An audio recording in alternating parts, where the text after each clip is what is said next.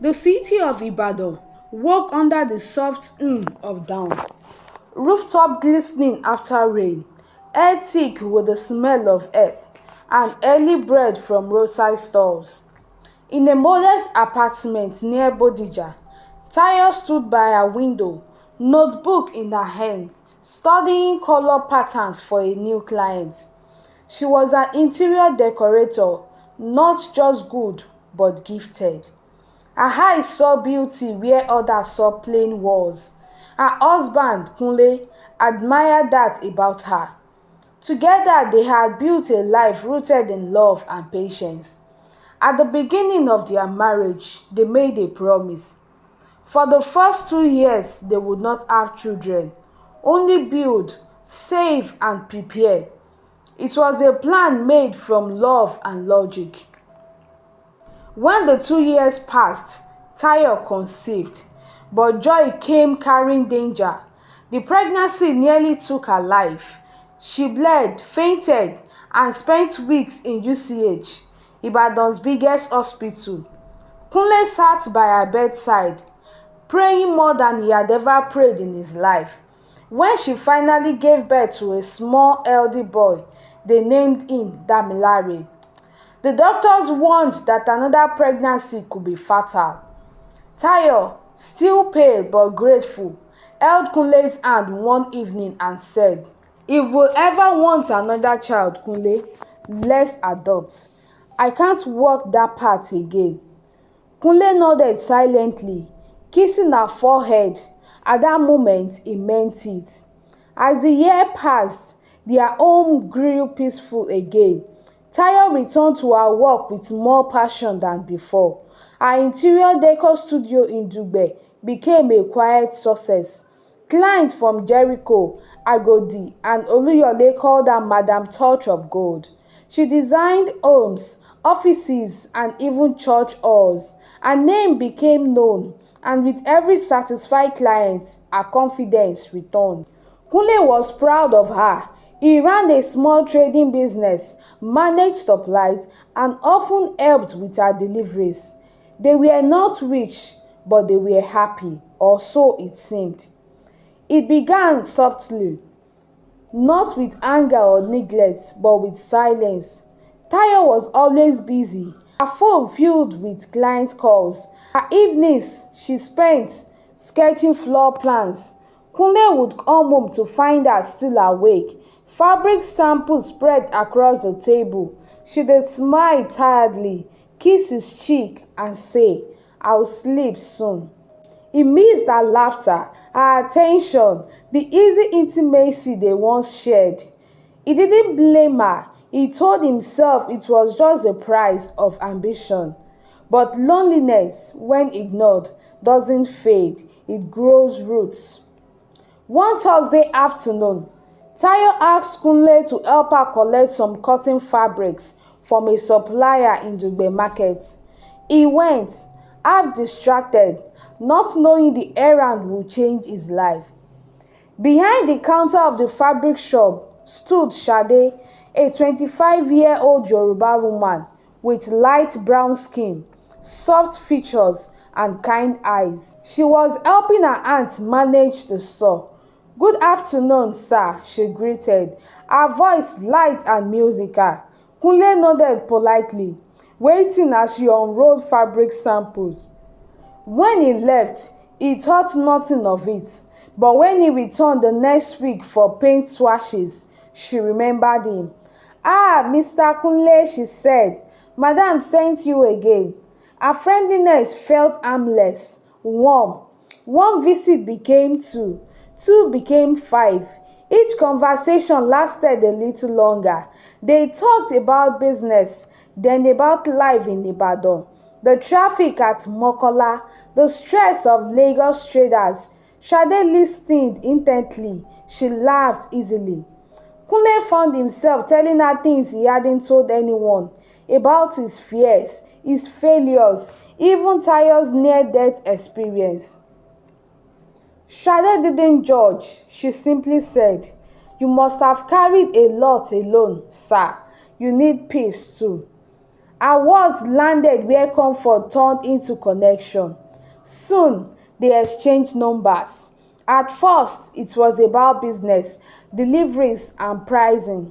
Then came the good mornings and just checking on you and hope madam is fine. Small words, but heavy with danger.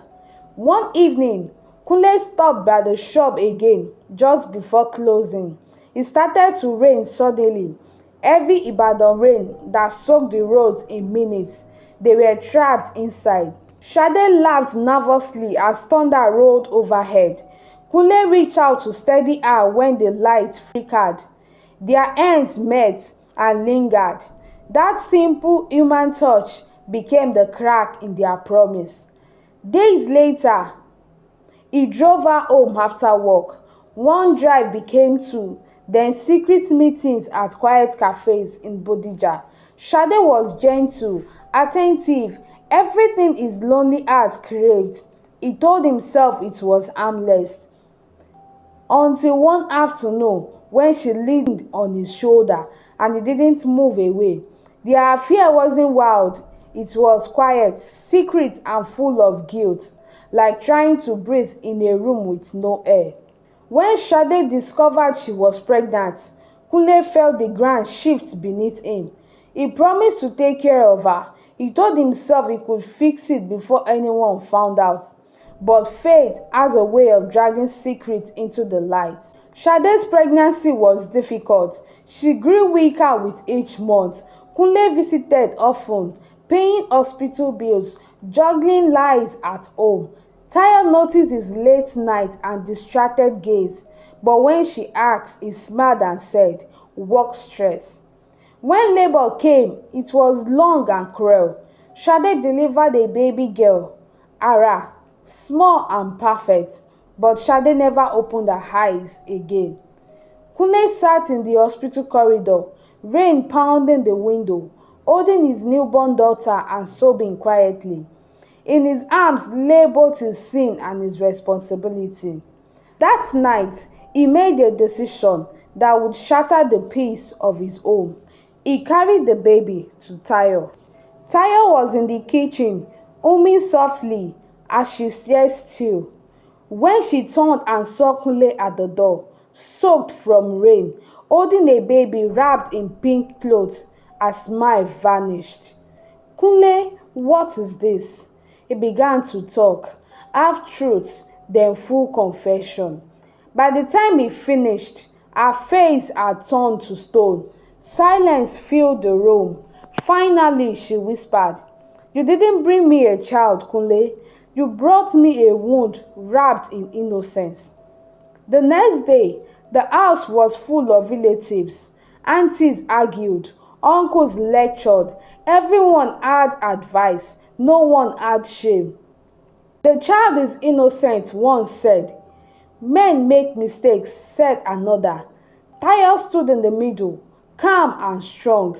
Her maroon headscarf framed a face carved by quiet resolve.